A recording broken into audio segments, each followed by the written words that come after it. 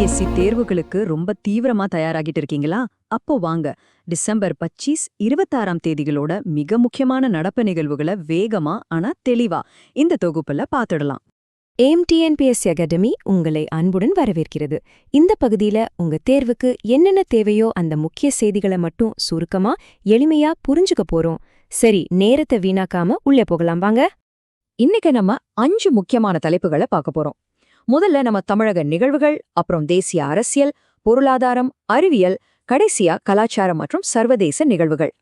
இந்த வரிசைப்படி பார்க்கும்போது தகவல்களை ஞாபகம் வச்சுக்கிறது ரொம்ப சுலபமா இருக்கும். சரி, முதல் பகுதியோட ஆரம்பிக்கலாம். முதல் பகுதி நம்ம தமிழகத்தோட முக்கிய நிகழ்வுகள். குறிப்பா மாநில தேர்வுகள்ல கவனம் செலுத்துறவங்களுக்கு இந்த பகுதி ரொம்பவே முக்கியம். சென்னையோட காற்று தரம் பத்தி ஒரு ரிப்போர்ட் வந்திருக்கு. இதுல ஒரு நல்ல விஷயமும் இருக்கு, கொஞ்சம் கவலைப்பட வேண்டிய விஷயமும் இருக்கு.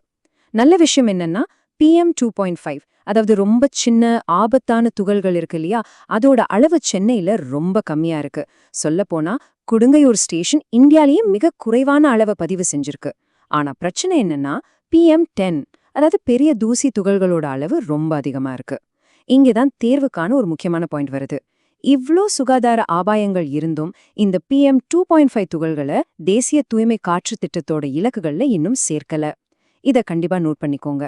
அடுத்து மாநில பொருளாதாரத்துல ஒரு புதிய ஹீரோவா வளர்ந்து வர்ற பொம்மை உற்பத்தி துறை பத்தி பார்க்கலாம். இதோட தற்போதைய மதிப்பு மட்டுமே 1000 கோடி ரூபாய். அது மட்டும் இல்ல, ஒவ்வொரு வருஷமும் 25% வளர்ச்சி அடையும்னு எதிர்பார்க்கறாங்க. இந்த அசுர வளர்ச்சிக்கு முக்கியமா 3 காரணங்கள் இருக்கு. 1, அரசாங்கத்தோட புதிய பொம்மை உற்பத்தி கொள்கை. 2வது, ஃபன் ஸ்கூல் மாதிரி பெரிய கம்பெனிங்க. 3வது, வந்தே பாரத் பொம்மை ரயில செஞ்ச ரிக்வீல்ஸ் மாதிரி புது ஸ்டார்ட் அப்களோட பங்களிப்பு. டிசம்பர் 25 வீரமங்கை ராணி வேலு நாச்சியாரோட நினைவு தினம். இவரை நாம ஏன் மறக்கக்கூடாதுன்னா, இவங்க தான் இந்தியாவோட முதல் பெண் சுதந்திர போராட்ட வீரர். அது மட்டும் இல்ல, முதலா பெண்களுக்கென ஒரு தனிப்படைய உருவாக்கி மனித வெடிகுண்டு தந்திரத்தை பயன்படுத்திய ஒரு மாபெரும் வீராங்கனை. அவரோட வீரம் இன்னைக்கும் நமக்கு ஒரு பெரிய உந்து சக்தி. இப்போ தேசிய அளவுல நடந்த முக்கியமான விஷயங்களுக்கு போலாம். சுற்றுச்சூழல் சட்டம், அப்புறம் ஆளுமையில என்னென்ன பெரிய மாற்றங்கள் நடந்திருக்குன்னு இங்க பார்க்கலாம் வாங்க. ஆரவல்லி மலைத்தொடர்ல நடக்கிற சட்டவிரோத சுரங்க தொழிலை தடுக்கிறதுக்காக சுப்ரீம் கோர்ட் ஒரு அருமையான தீர்ப்பு கொடுத்திருக்காங்க. இனிமே ஆரவல்லி மலைனா என்ன, மலைத்தொடர்னா என்னன்னு நாடு முழுக்க ஒரே வரையறை தான். சிம்பிளா சொல்லணும்னா 100 மீட்டருக்கு மேல உயரம் இருக்கிற எந்த ஒரு நிலப்பரப்பும் மலைன்னு பாதுகாக்கப்படும். இந்த மாதிரி ஒரு தெளிவான வரையறை இருக்கிறதுனால சுற்றுச்சூழலை பாதுகாக்கிறது இனிமே இன்னும் சுலபமாகும்.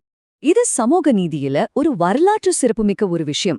நம்ம இந்திய அரசியலமைப்பு சட்டம் இருக்கு இல்லையா, அது இப்போ சந்தாலி மொழியில அவங்களோட பிரத்யேக ஓழ்ச்சிக்கு எழுத்து வடிவத்திலேயே வெளியிடப்பட்டிருக்கு. அரசியலமைப்போட 8வது அட்டவணையில் இருக்கிற இந்த மொழி பேசுற மக்களுக்கு இனி அவங்க தாய்மொழியிலேயே சட்டத்தை படிக்கிறதுக்கு ஒரு பெரிய வாய்ப்பு கிடைச்சிருக்கு. சரி, அடுத்த பகுதிக்கு போலாம். இந்தியாவோட பொருளாதாரம் மற்றும் சமூக மேம்பாட்டை காட்டுற சில முக்கியமான குறியீடுகளை பார்க்க போறோம். இதுல நிறைய டேட்டா இருக்கும், அதனால உங்க தேர்வுக்காக கவனமா குறிப்பெடுத்துக்கோங்க. இந்தியாவோட பொது சுகாதாரத்துறையில ஒரு மிகப்பெரிய சாதனை நடந்திருக்கு. அதாவது தாய்மார்களோட இறப்பு விகிதம், மெட்டர்னல் மொர்டாலிட்டி ரேஷியோ ரொம்பவே குறைஞ்சிருக்கு. அந்த முக்கியமான எண் 97. ஆமாங்க, 1,00,000 குழந்தைகள் பிறக்கும்போது 97 தாய்மார்கள் இறக்குறாங்க. இதுதான் இந்தியாவோட புதிய தாய்வழி இறப்பு விகிதம். இந்த நம்பர் உங்க தேர்வுக்கு ரொம்ப ரொம்ப முக்கியம், மறக்காம ஞாபகம் வச்சுக்கோங்க. இந்த பெரிய முன்னேற்றத்துக்கு முக்கியமான காரணம் என்ன தெரியுமா? மருத்துவமனைகள்ல நடக்கிற பிரசவங்களோட எண்ணிக்கை அதிகரிச்சதுதான். குறிப்பா நம்ம தமிழ்நாடு, கேரளா மாதிரியான மாநிலங்கள்ல 100% பிரசவமும் மருத்துவமனைகள்ல தான் நடக்குது. இது 2030க்குள்ள தாய்மார்கள் இறப்பு விகிதத்தை 70க்கு கீழே கொண்டு வரணுங்கிற ஐக்கிய நாடுகளோட இலக்க அடையறதுக்கு இந்தியாவுக்கு ரொம்ப உதவியா இருக்கும். அடுத்து பிரதான் மந்திரி கிராம் சடக் யோஜனா, அதாவது கிராம சாலை திட்டம்.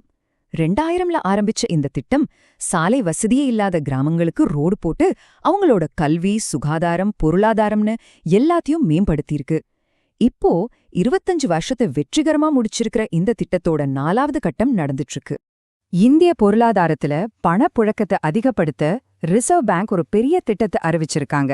சிம்பிளா சொல்லணும்னா, மார்க்கெட்ல பணம் கொஞ்சம் டைட்டா இருக்கு. அதை சரி செய்ய பேங்க் கிட்ட இருக்கிற கவர்மெண்ட் பத்திரங்களை RBI காசு கொடுத்து வாங்கும்.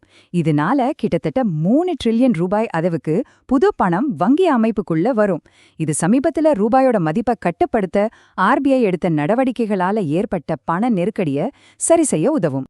வாங்க இப்போ இந்தியாவோட பாதுகாப்பு மற்றும் தொழில்நுட்பத் துறைகள்ல என்னென்ன புது முன்னேற்றங்கள் வந்திருக்குன்னு பார்க்கலாம்.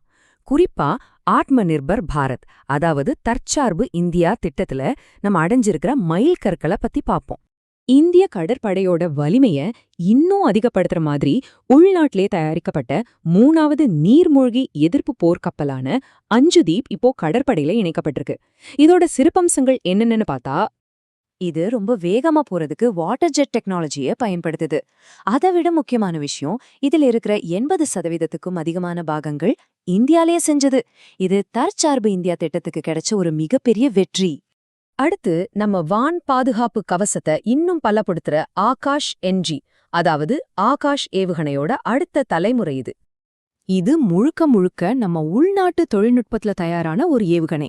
இதுல இருக்கிற RF சீக்கர் கருவி எதிரி விமானங்கள் எங்க இருந்தாலும் அதை கரெக்டா தேடி கண்டுபிடிச்சு தாக்கும். எல்லா சோதனைகளும் வெற்றிகரமா முடிஞ்சதால நம்ம வான் பாதுகாப்பு திறன் பல மடங்கு அதிகரிச்சிருக்குன்னு சொல்லலாம். சரி, நம்மளோட கடைசி பகுதிக்கு வந்தாச்சு. இதுல கலாச்சாரம், விளையாட்டு, அப்புறம் சில சர்வதேச நிகழ்வுகள்னு பலதரப்பட்ட முக்கியமான தலைப்புகளை வேகமா பார்த்துடலாம்.